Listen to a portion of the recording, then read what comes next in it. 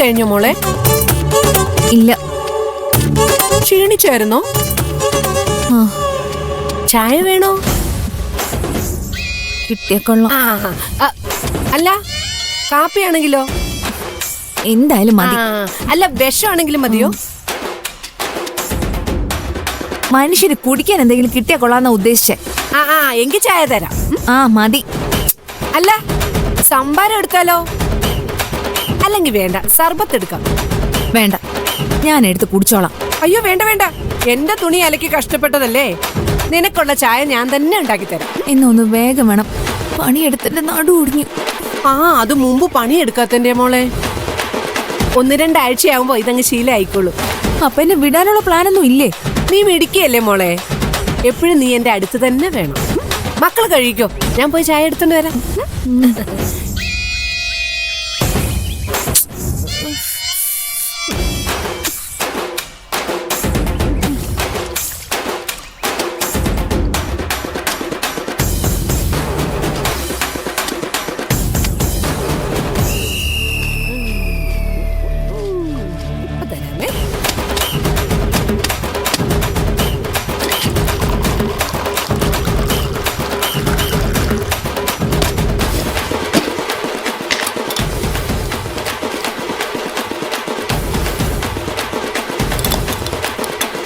ഉപ്പിട്ട ചായ ഒരു വെറൈറ്റി ഐറ്റം ആയിരിക്കും.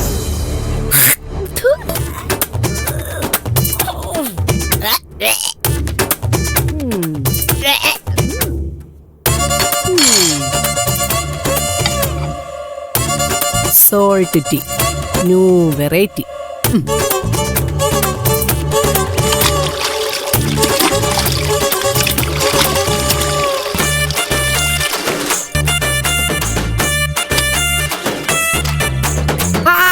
അതൊക്കെ അവിടെ വെക്ക്, അവിടെ വെക്ക്. ഞാൻ ഉണ്ടാക്കിയോണ്ട് പറയല്ല, സൂപ്പർ ചായയാ. ഇതുപോലൊരു ചായ നീ നിന്റെ ജീവിതത്തിൽ കുടിച്ചിട്ടുണ്ടാവില്ല. ദാ കുടിക്ക്.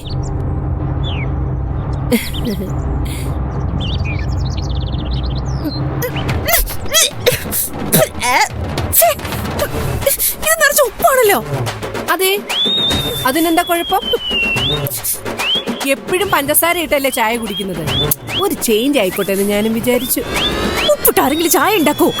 ഉപ്പിട്ട് നാരങ്ങ വെള്ളം ഉണ്ടാക്കാം, അച്ചാറുണ്ടാക്കാം, സകലമാന കറികളും ഉണ്ടാക്കാം. ചായ മാത്രം ഉണ്ടാക്കാൻ പാടില്ല. ഇത് എവിടുത്തെ ന്യായമാ? എനിക്ക് വേണ്ട. എന്തോ? എനിക്ക് വേണ്ടാന്ന്. നീ ഇത് കുടിക്കും, ഇല്ലെങ്കിൽ ഞാൻ കുടിപ്പിക്കും.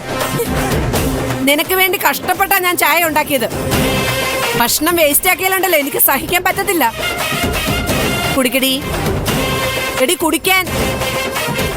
എന്നെ കൂടി ഞാൻ ഇന്ന് കുടിപ്പിച്ചിട്ടേ ഉള്ളൂ ബാക്കി കാര്യം. കുടിക്കടി, കുടിക്കടി, കുടിക്കടി, എടി കുടിക്കാൻ.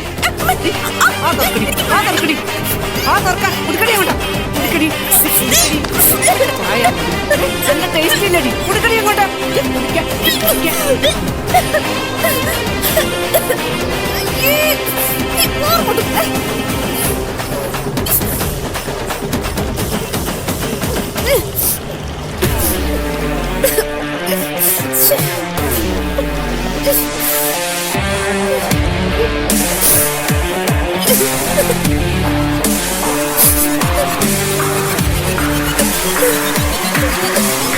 മിടുക്കി. നാളെ ഇതിലും കൂടുതൽ ഉപ്പിട്ട് ചായ ഞാൻ തരാമേ. കുടിച്ച് കുടിച്ചങ്ങ് ശീലമായിക്കോളും.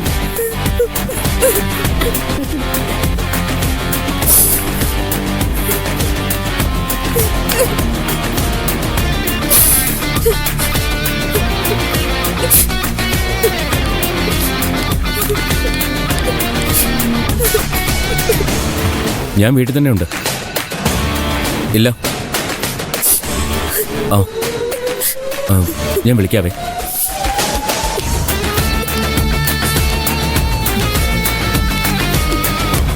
അതെ, ചേച്ചിയുടെ കാര്യത്തിൽ എന്താ തീരുമാനം? എന്ത് തീരുമാനം? എനിക്ക് വയ്യത് സഹിക്കാൻ. നോക്ക്, ഉപ്പിട്ട ചായ എന്നെ കൊണ്ട് കുടിപ്പിച്ച് ഇത് പ്രാന്തല്ലെങ്കിൽ പിന്നെ വേറെന്താ? അല്ല, അത് പിന്നെ ചില പ്രശ്നങ്ങളൊക്കെ ഉണ്ട്. സുഖമില്ലാത്ത ആളല്ലേ. നമ്മൾ വേണം എല്ലാം കണ്ടും അറിഞ്ഞും ചെയ്യാൻ. എനിക്ക് പറ്റില്ല. ഞാൻ എന്തിനാ സഹിക്കുന്നേ? അതിന് അവരെന്റെ ആരായിട്ടാ? അങ്ങനെ നീ പറയരുത്. ദേവിക നോക്കാന്ന് പറഞ്ഞതല്ലേ ചേച്ചിയെ. സമ്മതിക്കാതിരുന്നത് ആരാ? നീ തന്നെയല്ലേ? സംരക്ഷണം ഏറ്റെടുക്കുമ്പോ നിനക്കറിയത്തില്ലായിരുന്നോ ഇങ്ങനെയൊക്കെ സംഭവിക്കുമെന്ന്? ആരോർത്തു? ഞാൻ വിചാരിച്ചത് ഓർമ്മ മാത്രം പോയിന്നല്ലേ. ഓർമ്മയ്ക്ക് മാത്രമല്ല ഇവിടെ പ്രശ്നം, മനസ്സിനുണ്ട് തകരാറ്. ഏയ്, അങ്ങനൊരു തകരാറുണ്ടെന്ന് ഞാൻ വിശ്വസിക്കുന്നില്ല. നിങ്ങൾ വിശ്വസിക്കണ്ട. ഞാൻ ഇന്നത്തോടെ എല്ലാം നിർത്തോ. അങ്ങനെ പറയരുത് ചന്ദ്രേ.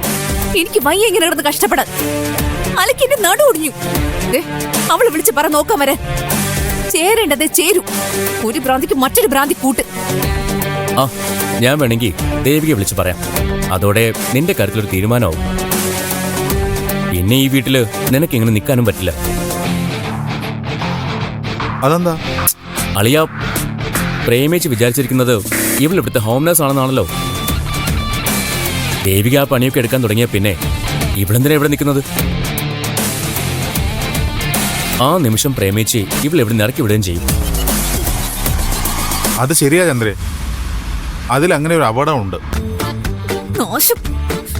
അപ്പൊ ഞാൻ ഇതൊക്കെ അനുഭവിക്കണമെന്നാണോ? കുറച്ച് നാളത്തേക്കല്ലേ ഉള്ളൂ. ഡിവോഴ്സ് കിട്ടിയാ പിന്നെ നിനക്ക് ഇവിടുന്ന് പോവാലോ. അത് വേണ്ടി വരുമെന്ന് തോന്നുന്നില്ല. അതിനു മുൻപ് എന്റെ 16 ഇടയന്തരം അവര് നടത്തും. എന്റെ തലവിധി അല്ലതെന്താ?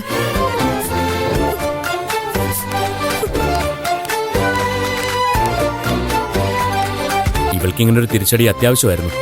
ഞാൻ ഈ കാര്യത്തില് പ്രേമിച്ചിയുടെ കൂടിയാ.